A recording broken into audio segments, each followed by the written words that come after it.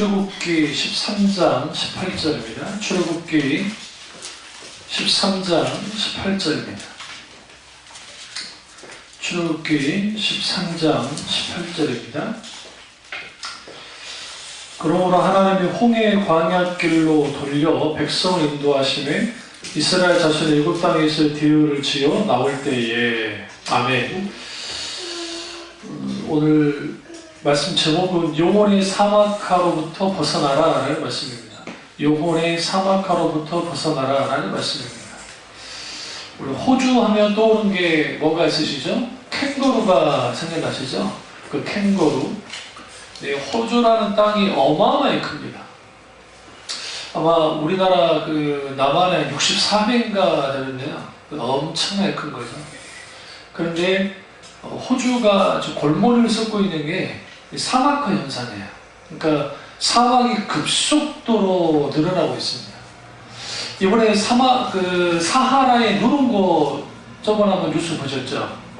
이제 지금 그 기상학자들이 수천 년 전에 그 사하라가 사막이 됐었는데 다시 이게 옥토로 변할 거다라고 하는 그 아주 오랜 세월이 지나고 난 다음에 이제 그 주장을 합니다. 그게 이제 물길과 그 기후 변화가 있어가지고 그쪽이 다시 초지가 되지 않을까라고 하는 조심스러운 이제 추측을 하죠.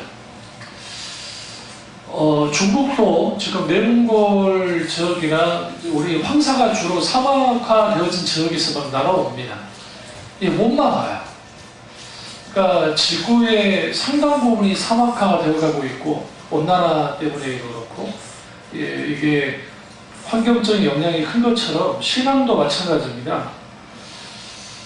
신앙의 영혼의 사막화가 일어나면 신자들의 영적인 메마름이 지속될 때 일어납니다. 오늘 본문 말씀은 하나님께서 광야로 이스라엘 백성들을 데리고 들어가는 광야길로 돌려서 주님이 인도하셨다.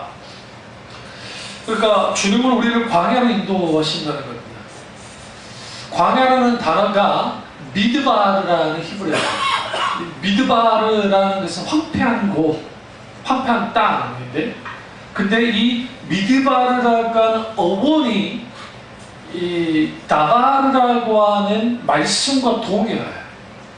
우리 성경 있죠? 성경 말씀할 때 말씀 그게 다바르인데 광야라는 미드바르라는 단어와 다바르라는 단어의 어원이 같아요. 어원이 같다는 것은 이 의미적으로 같다는 의미를 갖고 있어요. 그러니까 영혼의 사막화, 그러니까 사막이라는 광야는 하나님을 만나는 곳이고 광야는 아무것도 없는 곳이에요. 누구도 의지할 수 없는 곳. 그런데 그곳에 하나님의 말씀이 있게 될 때 그곳이 어떤 곳보다 더 나아요? 가나안 땅보다 낫다는 거예요.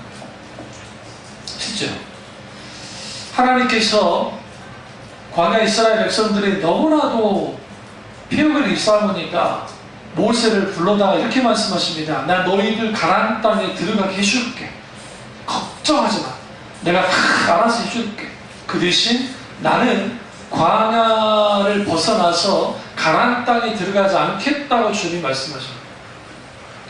그러자 모세가 화들짝하게 놀랍니다. 그리고 무릎을 꿇고 옷을 찢으며 그가 뭐합니까? 하나님, 여호와께서 가나안 땅에 들어가지 않는다고 한다면 저 필요 없습니다. 차라리 광야에서 영원히 살겠습니다 라고 그가 그렇게 고백합니다.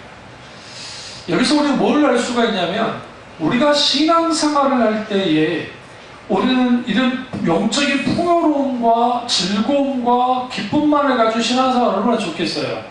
근데 신앙생활 하다 보면 영적으로 메마를 때가 있다는 거예요. 어떤 사람이 기도에 불이 붙었던 사람은 막 기도에 막 불이 붙었다가 그 불이 영원히 가면 좋겠는데 꺼질 때가 있고, 말씀을 읽을 때 너무너무 맛있고 너무너무 대단하고 너무너무 좋아하는데 어느 시점 되어지면 탁 식어져요. 예배 드릴 때 예배 안 나오면 안 될 것 같고 정말 예배에 대한 기대감을 가지고 하나님 오늘 내게 무슨 말씀 해주실까 하고 기대감을 가지고 나왔던 적이 있을 텐데 어느 시점 되어지면 그런 것들이 사라져버립니다. 그게 뭐냐? 익숙함의 함정에 빠져서 그래요. 익숙함의 함정에 빠졌단 말은 무슨 말이냐면 모든 인간은 익숙해집니다. 어떤 것이든지. 우리가 아무리 좋은 집에 이사를 해도요, 그거 딱 한 달 살면 혹은 많이 한 3개월 정도 살면 익숙해져 버립니다. 익숙해집니다. 그러니까 인간은 금방 식상해. 솔직히 여러분 롱패딩 촌스럽잖아요. 안 그렇습니까? 솔직히 촌스럽잖아요. 제가 섬겨 주니까 내가 그거 입는 거지. 롱패딩 따뜻하긴 합니다. 따뜻하긴 한데 그거 정말 지금 평창 마크 있는 그 롱패딩 이제 끝났어. 오늘부터. 그거 없어서 못 팔았다는데 이제는 그거 여러분 한물 간거 아니에요? 유행이 왜 돌고 돌까요? 돈을 벌어먹어야 돼. 그걸 이 사람들 벌어먹어야 될까요? 그러니까 유행을 만들어내는 거죠. 그리고 사람들이 옷을 사게 만들고. 근데 재밌는 게 사람들은 그때그때마다 하는데 하나 착각하고 있는 게 이렇게 이런 옷이 다 이전에 있던 그 유행이에요. 조금은 뭔가 좀 바뀌었을 뿐이지 똑같아요. 다를 건 없어요. 다만 우리가 나이가 들어가면서 망각할 뿐이죠. 이처럼 인간은 금방 식상합니다. 그럼 왜 하나님은 우리를 광야로 인도하실까? 영혼의 사막화는 이 영적인 메마름이 지속될 때 일어나죠. 그러니까 비가 오지 않으면 사막이 생기는 것처럼 그렇게 일어나는 거예요. 그러니까 우리 속에 은혜의 단비가 주일 예배 때에 여러분의 삶의 현장 속에서 그게 촉촉히 내려져야 돼요. 그래야 영혼의 사막화를 막을 수가 있어요.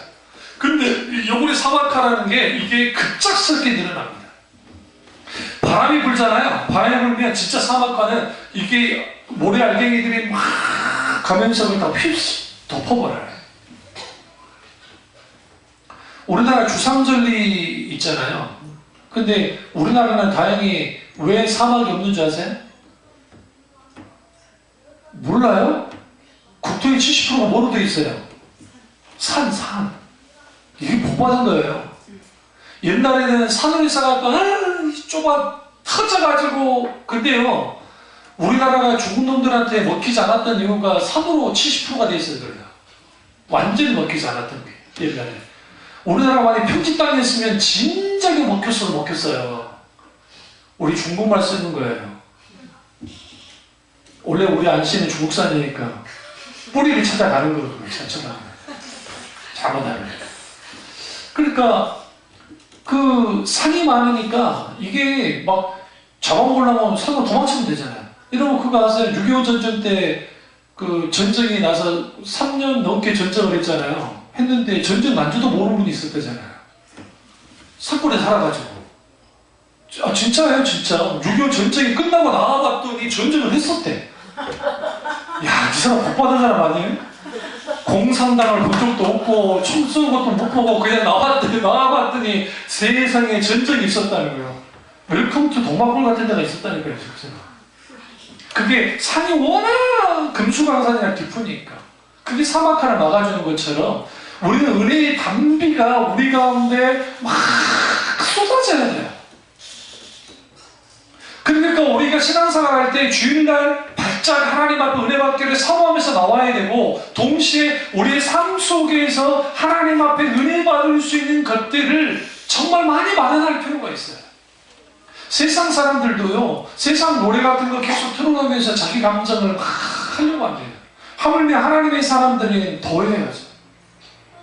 하나님의 은혜가 우리 가운데 더 있을 수 있도록 계속적으로 우리는 하나님의 은혜의 수단들을 간구하고 갈구하고 그렇게 나아가야 돼요. 그런데 하나님께서 왜 우리에게 그러면 이런 광야를 허용하실까?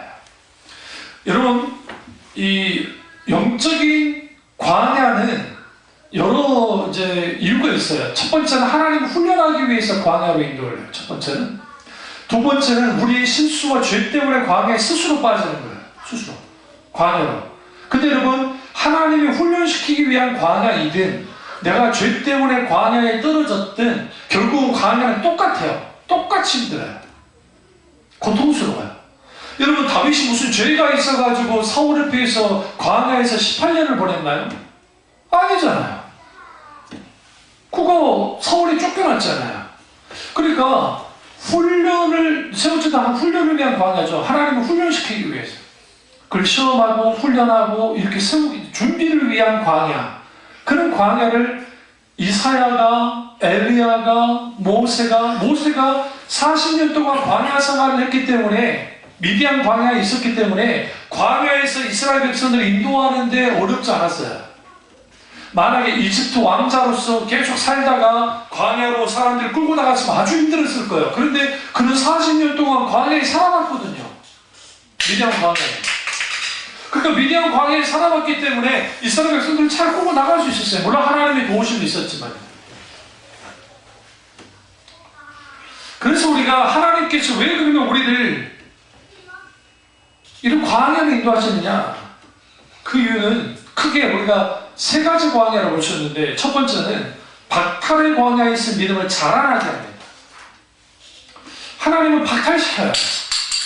어떤 사람이 자기 건강을 너무 의지합니까? 그러면 하나님은 그 건강을 때로는 건강을 가지고 건강의 광야로 인도할 때가 있어요. 때로는 물질을 너무 의지합니까? 그 물질을 주님이 그거 가지고 광야로 인도하실 때가 있어요. 사람을 의지하는 사람은 사람 때문에 광야에 빠져요. 하나님은 그것을 통해서 뭐 하느냐? 믿음의 대상이 돈도 아니고 자기 지식도 아니고 권력도 아니고 살아가는 사람이 아니라 하나님만이어야 된다는 것을 주님이 박탈시킴을 통해서 알게 합니다. 그래서 박탈의 광야로 인도하는데, 왜 그렇게 인도하느냐? 그 이유는 만약에 다윗이라는 인물이 골리앗을 죽이고 난 다음에 승승장구에 있다고 한다면 사울보다 더 있을 겁니다. 사울은 그 정도의 업적을 남겼던 사람은 아니에요. 그런데 하나님께서 하루아침에 도망자 신세로 앵그릭의 그쪽 평야지대나 그쪽으로 도망쳐서 광야로, 유다 광야부터 시작해서 여러 광야로 막 도망치던 말이에요. 그가 이전에 갖고 있던 모든 것을 박탈시켰어요. 심지어는 그들의 가족들조차도 이제는 그를 외면할 수밖에 없는 그 박탈의 광야 속에 있었습니다. 하나님이 그렇게 박탈의 광야를 인도하심을 통해서 결국은 내 믿음이 하나님만을 전적으로 의지하며 살아갈 수 있도록 주께서 그렇게 만드시는 거예요. 그래서 다윗의 위대함은 어디 있냐면, 다윗이 어마어마한 영토를 했고 성전을 지을 수 있는 황금과 어마어마한 재산을 축적했기 때문이 아니라, 그가 목동 시절이든 그가 고망자 시절이든 심지어 그가 왕이 되었던 시절이든 간에 상관없이 그가 의지했던 것은 하나님이셨습니다. 하나님 한 분. 전적으로 하나님을 의지했어요. 그래서 광야에 있을 때 우리가 가장 먼저 느낄 수 있는 뭐냐면, 믿음의 대상을 바로 잡는 거예요. 바로 붙잡는 거예요. 아, 주님, 내가 주님을 붙잡기를 원합니다. 그 주님을 붙잡아야 돼요. 그러니까 우리 사람 붙잡고, 돈 붙잡고, 환경 붙잡고, 어떤 권력이나 명예의 성공을 붙잡으면 다 떨어지게 돼 있어요. 어디에 떨어져요? 하나님께도 떨어져 나가요. 하나님께로부터 떨어져 나가면 거기에서 하나님이 주시는 놀라운 은혜 안에 갈 수가 없어요. 신명기 8장 7절 한번 찾아보시죠. 신명기 8장 7절입니다. 초록이 뒤에 있습니다. 쭉 뒤로 가셔야 돼요. 신명기 8장 7절. 내가 일부러 여러분들에게 페이지 수로 말씀 안 하는 거예요. 성경을 참 훈련해야 되기 때문에. 내 하나님 여호와께서 너를 아름다운 땅에 이르게 하시나니 그곳은 골짜기든지 산지든지 시내와 분천과 샘이 흐르고, 여기서 아름다운 땅에 이르게 하시나니, 우리가 믿음의 대상을 바로잡을 때 박탈의 광야에서 아름다운 땅으로 들어갈 수 있게 된다. 그 하나님은 한껏 우리에게, 왜 그런 생각 안 드세요? 하나님 우리에게 어떤 은혜를 주시고 뭔가 채우실 때 마음껏 그냥 넘치도록 한 그냥 10배, 100배로 막 채워주면 얼마나 좋아요. 그렇게 안 해요. 절대. 그렇게 안 해요. 왠지 아세요? 그것 때문에 마음이 높아질까. 여러분, 아간이 여리고 전쟁 때 아간이 그 전리품을 몰래 쓱싹했잖아요. 그거 일부분이잖아요. 우리 하나님 좀 너무한 거 아니에요? 아, 조금 일부분인데. 근데 왜 아간을 하나님 죽이셨을까요?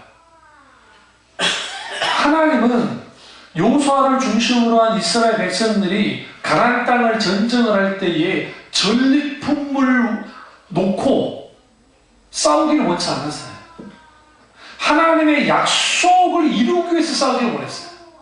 그러니까 하나님의 약속이 이루어져야 되니까 그분을 위해서, 그러니까 하나님을 위해서 싸우기를 원했는데 아간이 흑치는 뭐예요? 자기를 위해서. 결국은 그 모든 전리품은 후에 그 가나안 정복 전쟁 이후에 보면 다 나눠요. 하나님이 다 나눠줘요. 하나님의 임마에 폭격하지 않았어요. 어차피 다 나눠줄 거였어요. 근데 하나님이 원하는 것은 우리가 자칫 실수할 수 있는 게 뭐냐면 신앙생활 하다가 그거 그냥 이거 하나 별거 아닌데 이거 뭐 좀 하면 어때? 어차피 하나님께 갈 건데, 그러니까 하나님이 우리에게 주실 건데도 불구하고 우리의 욕심과 탐심 때문에 그렇게 할 때가 있어요. 아주 조심해야 됩니다. 그래서 우리는 하나님은 우리가 가장 아끼는 것에 대해서 물으실 때가 있어요. 너 이거 없어도 나 더 사랑할 수 있냐?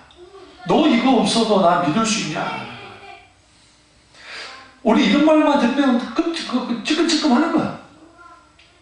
그러니까 여러분 잘 들으세요. 제가 목사의 양심을 걸고 설교를 하는데요, 영적인 부담감이 없는 설교는 가짜예요. 그게 왜 그러냐면 여러분이 대개 가셔서 선지서부터 그 다음에 사복음, 그 다음에 사도들의 어떤 설교된 글들을 쭉 보시면 거기에 말씀이 나올 때마다 그 시대마다 하나님에 대한 거룩한 부담감들을 가져요. 이게 정상적인 거예요. 근데 오늘날의 교회가 이거 있죠. 헌금을 잘 내게 해야 되겠는데 과거의 교인들은 못 살았어도 열심히 헌금하는 사람들이었기 때문에 좀 쥐어짜고 복받고 하면은 냈어요. 요즘에는 쥐어짜도 안 해요. 에이, 이거밖에 없어. 가버려요. 잘 들으세요. 헌금 설교 때문에 시험 든 사람 치고 믿음이 제대로 있는 사람 단 한 명도 없어요. 선언합니다. 아, 목사님, 그 목사님이 헌금 막 강조하니까 그러는 거죠. 아, 그럴 수 있어요. 너무 과도하게 헌금을 막 쪼매는 목사는 문제가 있겠지만, 근데 정작 헌금 설교에 부딪혀서 나가는 사람들이, 이런 사람들이요. 11조를 걸고 넘어지는 사람들이 이거죠. 11조를 내야 됩니까? 말아야 됩니까? 그거 율법 아닙니까? 그러니까 안 되면 되지 않습니까? 그 존 파이프 목사님이 그 11조 문제를 가지고 뭐라고 명쾌하게 말했냐면, 신약 성경에 하나님 앞에 헌금을 드릴 때 어떻게 드리라고 말해요? 자원하는 마음으로 기쁘게 드려라. 할 수 있는 한 풍족히 드려라 라고 성경 말하고 있어요. 오히려 신약이 더 강조하고 있어요. 그런데 재밌는 게 그때나 요즘이나 빌립보 교회가 아주 가난한 교회였고 에베소 교회나 라오디게아 교회가 아주 부자 교회였는데 곤도 교회도 부자 교회였고요. 그런데 그들의 했던 헌금보다도 빌립보 교인들, 그 가난한 교인들의 그 구제의 헌금과 그들의 섬기는 헌금이 대단했습니다. 사도 바울이 그걸 인정해 주는 거예요. 그러면 돈을 많이 내라, 헌금을 많이 해라, 그 차원이 아니고 우리의 신앙생활 할 때에 하나님 앞에 내어지는 이 물질이 우리는 이렇게 생각해요. 교회도 돈이 있어야 움직여진다. 그 말은 맞는 말이에요. 세상 말을. 돈이 없으면 어떻게 월세를 내고 있겠어요. 근데 사실은 돈의 의사가 아니라 하나님께 그러니까 여러분이 헌금했으면 교회에다 헌금하는 것이 아니라 하나님께 헌금을 하는 거예요. 그 생각 반드시 잡고 있으셔야 돼요. 그러면 그 헌금을 했으면 그것이 다시금 교회가 유지되어야 되니까 하나님께서 어떻게 하나님 은혜 가운데 그를 사용하는 거예요. 그것을. 근데 문제는 탈의 광야 가운데 있게 되어지면 교인들이 일단 은혜로부터 떨어지고 시험이 들면 가장 먼저 일어나는 현상이 헌금부터가 달라져요. 헌금부터. 그리고 교회에서 문제가 생기잖아요. 그리고 헌금을 좀 많이 하는 사람들 있죠. 평상시에도 좀 돈을 많이 벌어서 그런 사람들이 자기들 기분이 나빠지잖아요. 가장 먼저 하는 게 헌금부터 안 해요. 누구 뭐라고? 목사 너 저기 인식해라. 저 그런 사람들 꽤 많이 봤습니다. 그런 장로가 몇 명 있었어요. 그런 장로들이. 근데 여러분 그거 아세요? 그런 장로들이 복받은 꼴을 못 봤어요. 후에 뒤에 가면 복받을 수가 없어요. 그러니까 인간을 바라고 실제로는 어떤 장로님 이런 분도 있어요. 교회 있다가 헌금을 5천만 원을 했는데 불명히 교회 있다가 5천만 원 헌금을 했는데 목사님하고 사이가 틀어지니까 한번 돌아다녀요. 내가 언제 헌금했냐? 빌려준 거지. 내 나라. 그래서 불이나게 목사님 어떻게 해갖고 겨우 마련해가지고 줬어요. 여러분 그거 헌금했다가 그 자기 돌려받으면 그 5천만 원 어이구 할렐루야 뭐 전라도 말로 오직이 좋을까요? 하나님이 없는 거예요. 하나님이에요. 그러니까 하나님이 그들에게 박탈의 광야를 허락하세요. 여러분이 지금 궁핍한 거, 여러분이 힘들고 어려운 거 무조건 힘들고 어렵다고 생각하지 마세요. 오히려 그것이 은혜가 될 수 있어요. 왜 그러냐면 하나님께서 우리에게 박탈의 광야를 인도하심을 통해서 때로는 고립시켜요. 고립시켜서 뭐 하게 하느냐? 하나님만을 바라보고 하나님만 의지하게 만드는 거예요. 제가 깜짝깜짝 놀랄 때 있단 말이에요. 하나님 때문에. 나는 때로는 인간이 연약하기 때문에 고민할 때 있고 걱정할 때도 있고 염려할 때도 있고 그러잖아요. 우리 애들 좀 커가는데 교회는 뭐 이 정도고 뭐 어떻게 할 수 있겠어요. 근데 하나님은 예기치 않게 역사해 주세요. 왜 내 소설을 대박을 안 치게 하셨는지를 모르겠다. 응? 제 소설이 대박 친 순간 여러분은 저를 못 봅니다. 너무 높아져 갔어. 응? 때로는 그 생각이 드는 거예요. 그러니까 왜 하나님은 우리에게 우리의 길들을 막 승승장구하게 해주면 좋겠는데 왜 안 될까? 신약에서 아동 신약에서도요. 아이들을 키울 때 엄하게 키우는 아버지, 그러니까 부모 밑에서 큰 애들과 아주 자유로우면서도 방관하는, 그러니까 아주 좋아서 자유로움이고 방관하면서 키우는 아이들과 아주 친구같이 이렇게 잘 지내는 아이들을 딱 들여다봤어요. 가장 좋은 것은 친구같이 지내는 건데 놀라운 것은 너 다 이거 괜찮아 다 해 무조건 해 했던 애들이 대다수가 어떻게 되어지냐면 후에 부모의 관계도 깨져요. 말을 해준다고 하는데 할 수 있는 게 하나도 없거든요. 아나문이 돼, 아나문이. 저도 버스나 지하철을 주로 많이 이용하니까 하다 보면 어떤 엄마 보면 아주 에티켓이 있는 엄마가 있어요. 그러니까 정말 그런 엄마가 있어요. 그런 엄마 밑에서 얘가 하나를 봤는데 딱 앉아있는데 제가 한 7살 될 것 같아요. 7살 된 것 같은데 꼿꼿이 앉아서 얘가 가만히 견디더라고요. 처음에는 그 애가 원래 그런 성격인 줄 알았어요. 차에서 내리는데 아주 장난꾸러기처럼 그러는 거예요. 저것이 버스에서 뛰놀다가 엄마한테 한번 뒤지게 터진 적이 있나 보다. 그래서 그 생각을 했어요. 안 하더라고요. 예쁘지 않게 생긴 애가 여자애인데 그래서 활달한 애가 저럴 수도 있구나. 근데 또 내 새끼 예쁘다고 간대 나오는 사람도 있어요. 그걸 오늘날의 말로 뭐라고 그래요? 맘충이라고 그러죠. 맘충이 못 들어봤어요? 맘충이.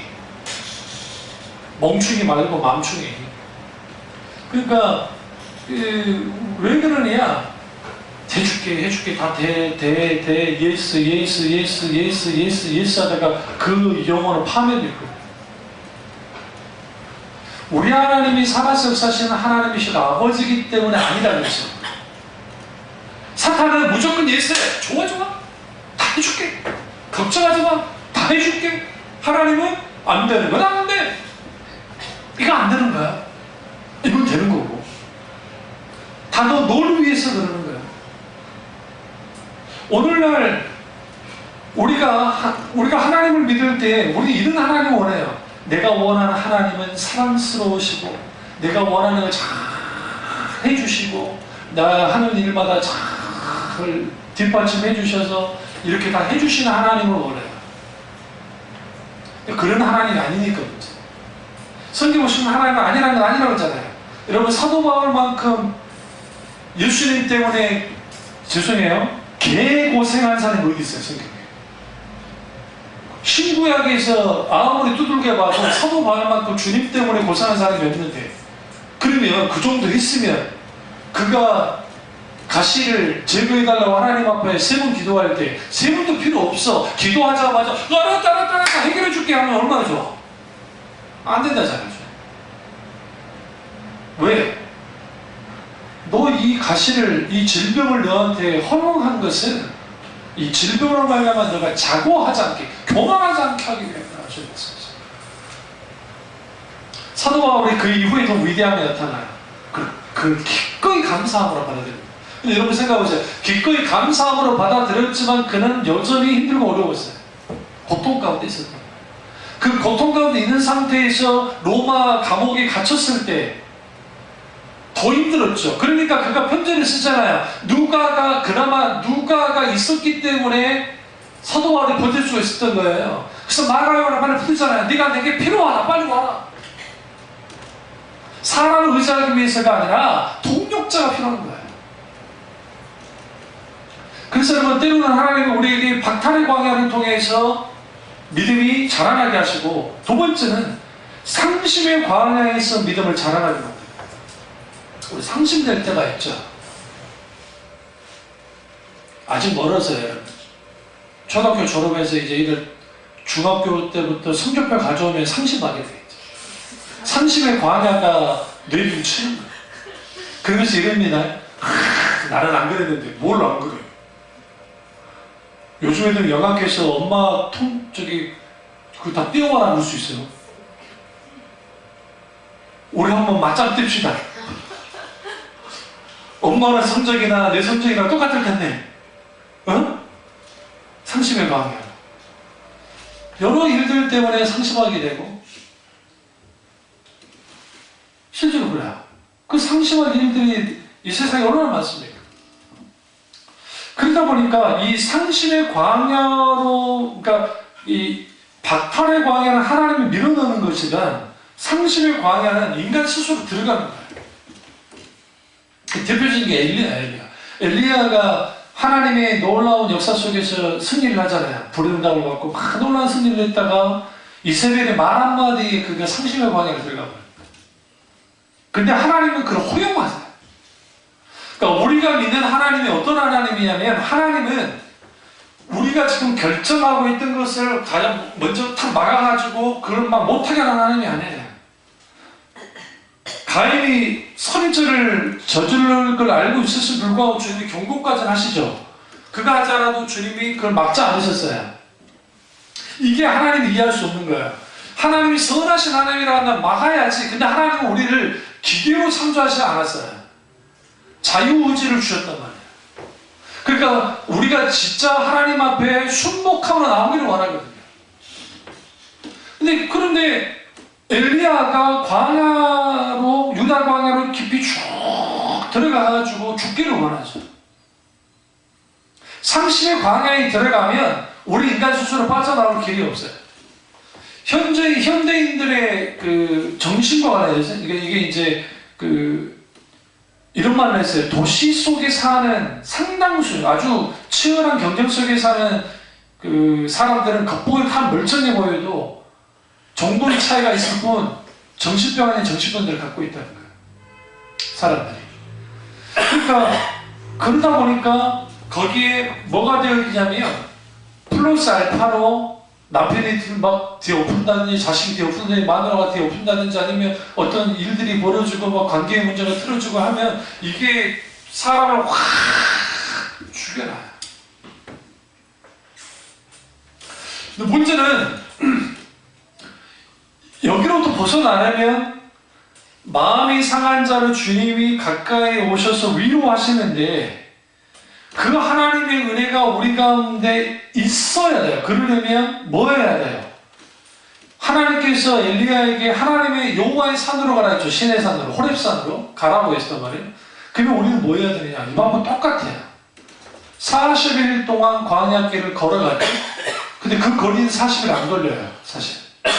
더 빨리 갈 수 있는 길이에요. 그러니까 그러면 뭐예요? 엘리야가 느릿느릿 간 거예요. 나 지금 죽고 싶어 죽겠는데, 나 힘들어 죽겠는데 가라고 하니까 어쩔 수 없이 그냥 느릿느릿 가서 간 곳이 어디냐? 시내산.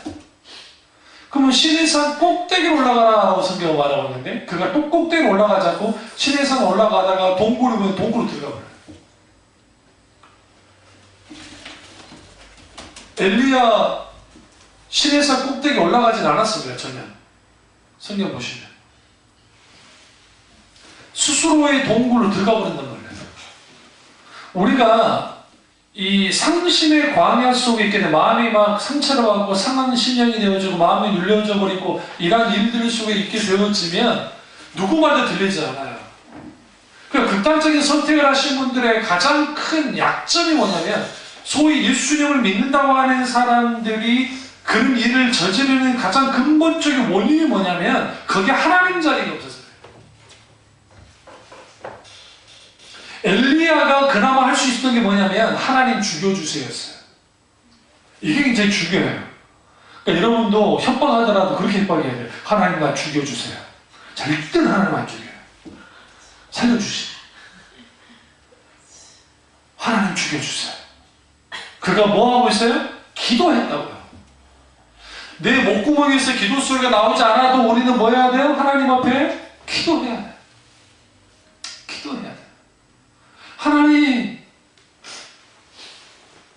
내 인생이 참 불쌍하네.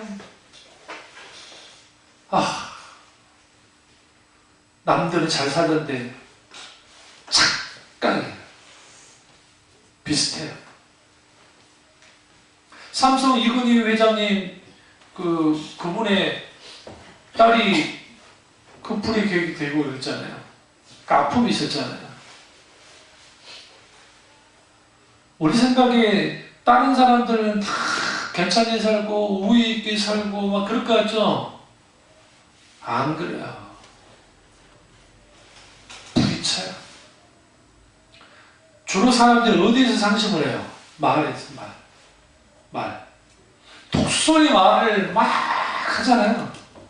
내용은 녹아지는 것 같아. 내가 지워지는 것 같아. 독한 말과 독한 시기의 말. 근데 그 뒤에는 누가 있냐면 원수가 있어요. 원수는 그걸 받아다가 확대 재생산시켜줘요. 이번에 조민기 씨가 여러 짓을 했는데 그거 말하는 게 아니고 어떤 저 인물이 좀 없는 학생이 하나 있었나 보죠? 그러니까 이렇게 있다는 거잖아요. 네가 그 얼굴로 영역과 왔냐는 거예요. 조도 안 먹는다 그랬대. 그러니까 그 친구가 뭐 있냐? 자퇴해버린 거예요. 한 사람의 인생을 지금 뭐 가볍게 말했을지 모르지만 그 인생을 깨부셔버린 거예요. 일종의 인격살인을 한 거예요, 이미. 그러니까 지금 성추문이나 막 그런 죄도 큰 거지만 그 말로 인해서 그렇게 되어버린 거예요. 그러니까 오늘날 좀 적당히 성공하고 뭔가 좀 잘 나가는 사람들의 이게 착각을 하고 있는 게 뭐냐면 자기 자신은 남과 다를 거라고 생각하는 거야. 나는 다른 존재라고 생각하는 거야. 그게 교만해. 그래서 우리 자녀들에게, 우리 애들에게, 여러분 애들이, 저도 마찬가지지만 우리 애들한테 이 빌어먹을 놈아 나가 죽어라 절대로 그렇게 하면 안 돼. 안문숙 씨가 그랬다는가? 안문숙 씨 그 집안이 기독교 집안인데 그때마다 욕을 잘하세요. 어머니가 아주 웃기시고 이 썩을려나 그러지 않고 이 복받으려나 막 그랬다잖아요. 화내시면서 진짜 화 나 있는 거예요. 근데 이제 목사님이 그렇게 하지 말라고 했으니까 욕을 해야 되겠어요. 욕을 못하면 못 살겠고 욕을 하는데 좋게 욕하는 거예요. 응? 그러니까 우리가 그런 이 과도, 그러니까 우리가 아이들이 분노를 가지고 있을 때 이걸 분노를 확 낼 때 통제 못하고 막 하잖아요. 그게 이제 자기 감정에 충실해서 그러긴 한데 우리 부모들은 그래서 조심해야 돼요. 부모들이. 저도 마찬가지예요. 저도 아닐 때는 저도 굉장히 좀 화를 낼 때는 무섭게 내는 편이, 뭐 자주 내지는, 거의 자주 내지는 않지만 한 번 내면 무섭게 내는 편이라 어쩔 때는 이미 낸 거니까 어쩔 수는 없는데 방에 들어가서 그렇게까지 할 필요는 없었던 것 같은데 괜히 그랬나 싶기도 하고. 그러니까 이러한 것들이 자칫잘못하면 우리의 말 하나하나에, 저는 우리 아이들이 공부를 그렇게 잘하지 못해도 저는 단 한 번도 공부 가지고 상처 준 적 단 한 번도 없어요. 단 한 번도. 왜요? 공부도 은사예요. 그러니까 은사 달라 기도해요. 주여. 몰라. 여기 빼놓고는 아직은 안 보이니까. 우리 예수도 가능성이 좀 있긴 있는데, 모심아들이 참 말이지. 근데, 이 상식의 광야 가운데 있게 되어지면, 놀라운 게 세 가지가 주어져요. 하나는 주님이 주셨는데, 놀랍게. 마음이 상할 때, 주님이 어떻게 하세요? 찾아오세요. 그러니까 심령이 애통한 자는 복이 있나, 애통한 자는 복이 있나니 제가 위로를 받을 것입니다. 하나님의 위로가 있어요. 슬플 때, 눈물 흘릴 때, 여러분 힘들고 어려울 때 뽕짝 쳐지는 거 드리지 마시고 찬양 드리세요. 찬양. 오랜만에 제가 에비타 Don't Cry For Me Argentina 라는 노래가 있어요. Don't Cry For Me Argentina. 알죠? 몰라요? 에비타라는 그 뮤지컬이 있어요. 영화로도 됐어요. 그 다음에 메모리.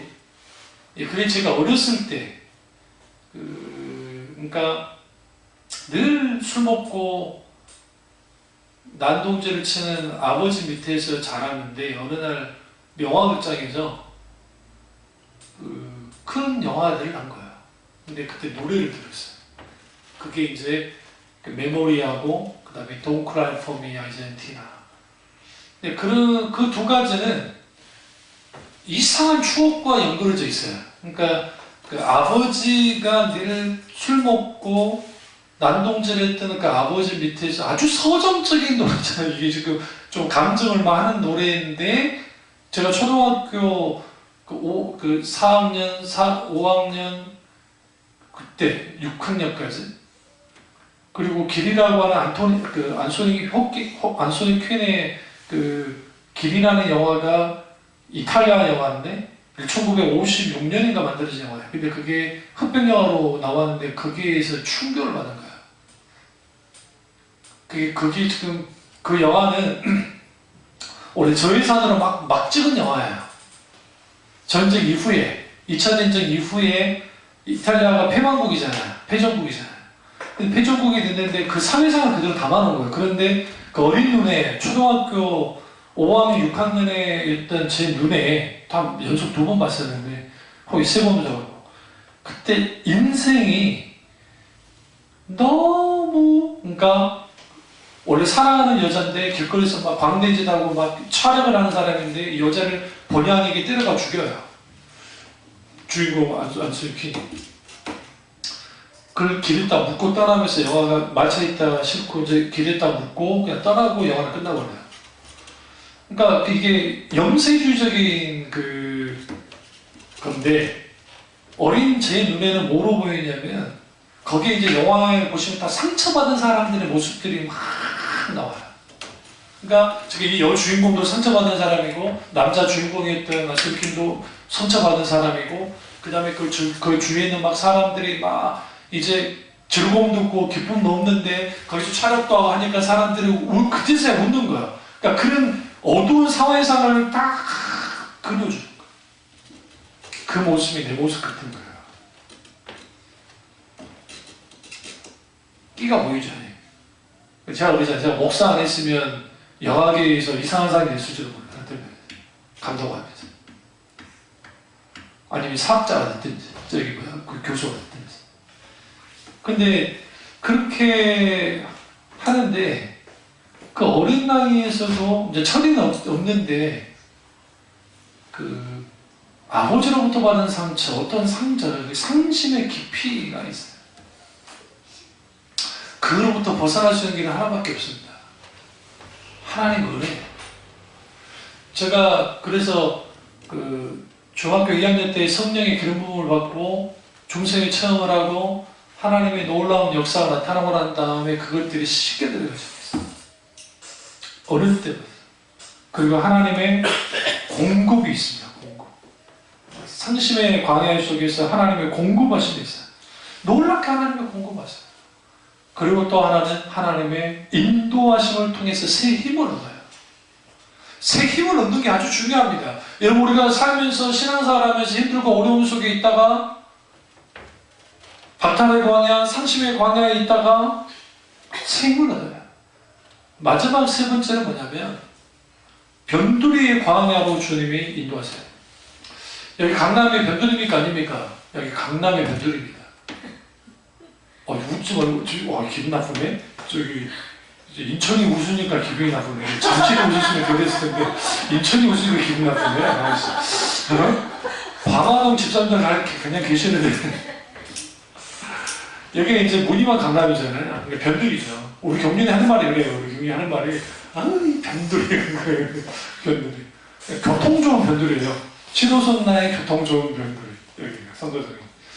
근데, 하나님은 하나님의 사람들이 다 변두리 출신들이에요. 이상하게. 예수님이 나사렛이라는 곳이 있어요. 나사렛이라는 곳은요, 그 예수님 당시 거의 알려지지 않는 곳이에요. 그러니까 완전히 리얼리 요즘 갈리 소녀들이 우리 그 자매들이 잘했던 것처럼 그런 곳이에요. 변두리. 근데 왜 하나님은 인류가 아니고 삼류 인생으로 치부되는 사람들, 그런 사람들이 되어지도록 뭐 하느냐? 광야를 인도해요. 원래 많은 사람들이 변두리 마인드를 가지고 상처받으면서 사는 사람들이 많아요. 근데 이런 교수님이 그 말씀하시는 게 참 그 의미가 있었던 게 뭐냐면 그거였어요. 요즘 우리가 흑수저 하는데, 네? 흑수저 하는데 금수저 따로 있고 흑수저 다 따로 있는데 결국 인생은 다 흑수저래요. 흑으로 돌아가기 때문에. 그러니까 지금 내가 흑수저가 그거 의미 없다는 거야. 내가 금수저는 어떻고 은수저는 어떻고 동수저는 어떻고 흑수저는 어떠냐는 거야. 결국은 인생은 마지막 다 흑으로 돌아갈 텐데. 지금 내가 흑수저로 살더라도 단순히 흑수저라는 게 부정적인 의미가 있지만 거기에서 정말 내 인생 속에 하나님이 찾아오시면 이 변두리 같은 내 인생에 하나님이 찾아오실 때 그것이 중심이 되는 거예요. 요단강에 세례요한이 갑자기 나타나서 거기에 세례를 줬잖아요. 그러면 유대인들에서 중심되는 예루살렘이잖아요. 예루살렘이 중심이 돼야 되잖아요. 그러니까 다 예루살렘으로 모여야죠. 그런데 어디로 모였다 했어요? 요단강으로 모였다고요. 누가? 하나님의 사람 세례 요한이 하나님께 붙들려서 나올 때 하나님이 함께 하시자, 변두리 출신 세례 요한이 있는 곳에 하나님이 함께 하시자, 그곳이 중심이 됐다. 그게 왜 중요하냐면 우리가 인생을 살아가다 보면 내가 변두리 같은 인생, 이런 인생이요. 그런데 여러분 변두리 같은 인생, 삼류 인생이 좋은 점이 뭔지 아세요? 하나님이 붙들어야만 살 수 있는 인생이기 때문에 좋은 거예요. 인류의 인생은 하나님 의지가 않아요. 자기 능력 의지하죠. 자기 지혜 의지하죠. 자기 지식 의지하죠. 자기 물질적인 그런 거 의지하죠. 내가 비록 세상에서 말하는 삼류를 알지라도 내 인생이 하나님께 붙들리는 그 인생이 되어질 때에 하나님 근본 의지하게 되고 결국 내가 의지할 게 없잖아요. 우리 부모로 그렇잖아요. 우리 형이랑 나랑 재산 가지고 어머니 재산 가지고 싸울 게 하나도 없다고. 없어서 너무 없어서. 진짜로요.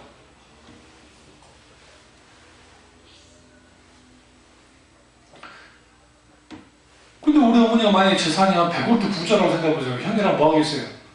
반반씩 하자. 나는 반반씩 하자 그럴 거예요. 근데 형들은 뭐라 그래요? 왜 미쳤냐? 7대 3이지. 그 6대 4 이러면서.